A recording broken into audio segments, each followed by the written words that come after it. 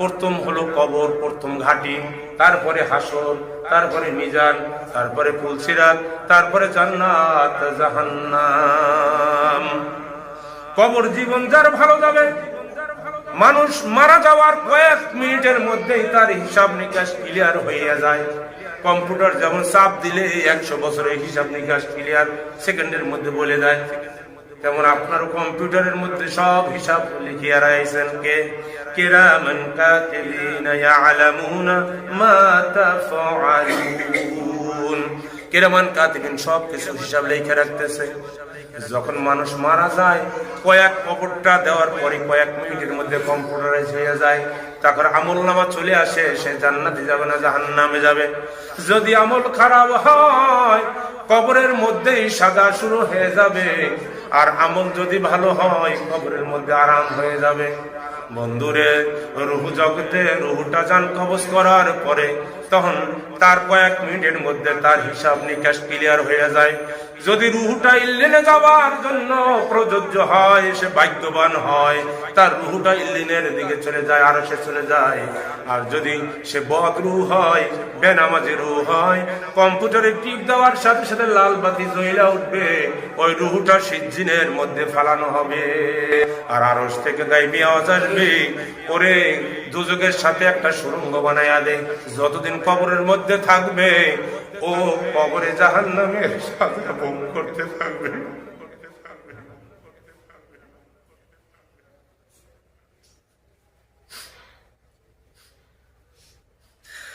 রূহ কোথায় যাবে জানি না।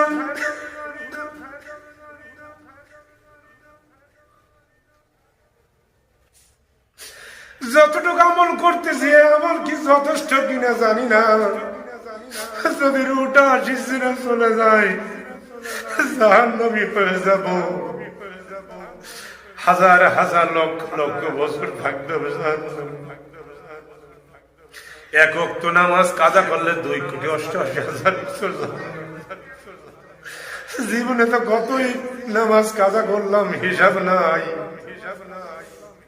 কত বছরের নামাজ কাজা হয়ে গেল। নামাজ পড়ি না, কোরআনের মধ্যে আল্লাহ রাব্বুল আলামিন বলে দিলেন, কিন্তু আমরা খেয়াল করি না, লক্ষ্য করি না, নামাজ পড়ি না। কোরআনের মধ্যে সব বলে দিলেন, কোরআন পড়া শিখি না। বাবারে, রুহটা যদি সিজ্জিনে চলে যায়, আর পার পাওয়া যাবে না। জাহান্নামী যারা হবে, তাদের বিছানাও হবে আগুনের, বালিশটাও হবে আগুনের, চাদরটাও হবে আগুনের। জাহান্নামের মধ্যে কোনো ভালো খাবার থাকবে না, রক্ত পুইজ আর গরম পানি থাকবে, তাও আবার টকবকে গরম পানি। গরম পানি খাওয়ার পরে, শরীরের মধ্যে যাওয়ার পরে, পেটের মধ্যে নারী বড়িগুলা সব পয়সা গইলা মলদার দিয়া বাইর হয়ে যাবে। শুধু যন্ত্রণা ভোগ করতে থাকবে, জাহান্নামে মরণ নাই। জাহান্নামে মানুষ বাঁচবেও না, জাহান্নামে মানুষ মরবেও না। শুধু কষ্ট ভোগ করতে ধারণ করবে না, কোরআন অনুযায়ী আমল করে না। আল্লাহ রাব্বুল আলামিন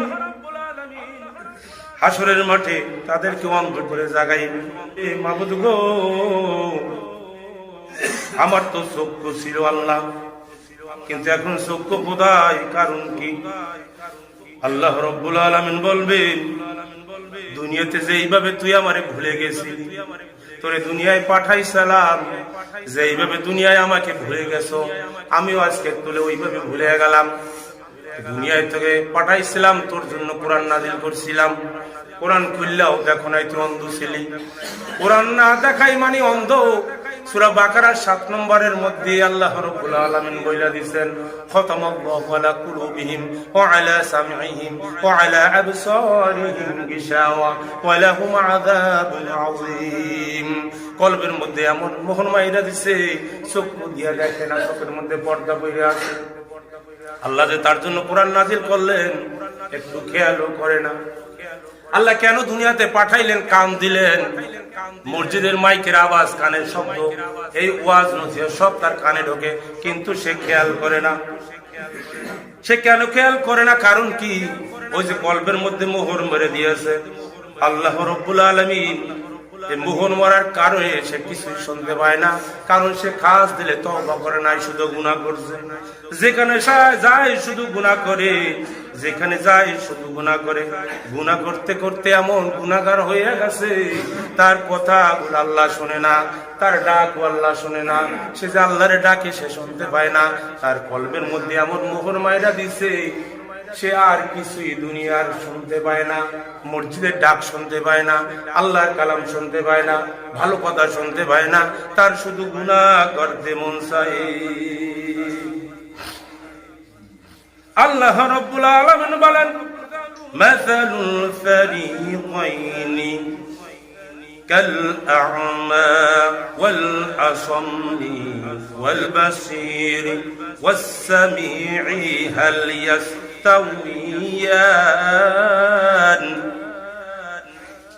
দুইটা লোকের দৃষ্টান্ত আল্লাহ রাব্বুল আলামিন দিয়েছেন। যেই লোক বধির অন্ধ আর যেই লোক চোখে দেখে, শ্রবণ করে, সবকিছু দেখতে পায়, শুনতে পায়, এই দুইটা লোক কি সমান হইতে পারে? কখনোই পারে না। মাসালান আফালা তাযাক্কারুন। এরপরও কি তোমরা শিক্ষা গ্রহণ করবে না? হাসরের মাঠে এক দলের চক্ষু থাকবে আর এক দল অন্ধকার থাকবে, অন্ধ থাকবে। আল্লাহ রাব্বুল আলামিন বলেন, ওয়ামান আ'রাদা আন যিকরি ফাইন্না লাহু মাঈশাতান দানকা। দানকা মানে সংকুচিত করা, রিজিক সংকীর্ণ হয়ে যাবে যারা কোরআন পড়ে না। ওয়ানাহশুরুহু ইয়াওমাল কিয়ামাতি আ'মা। আল্লাহ রাব্বুল আলামিন বলেন, আর যে আমার শরণ থেকে মুখ ফিরিয়ে নেবে, এখানে স্মরণ থেকে, জিকির থেকে, মরণ থেকে কোরআনকে নির্দেশ করা হয়েছে, তার জীবিকা আমি সংকীর্ণ করে দেব, কমাইয়া দেব, আর তাকে কিয়ামতের দিন অন্ধ অবস্থায় উঠাবো, তার চক্ষু থাকবে না। ইয়াউমাল কিয়ামাতি আ'মা।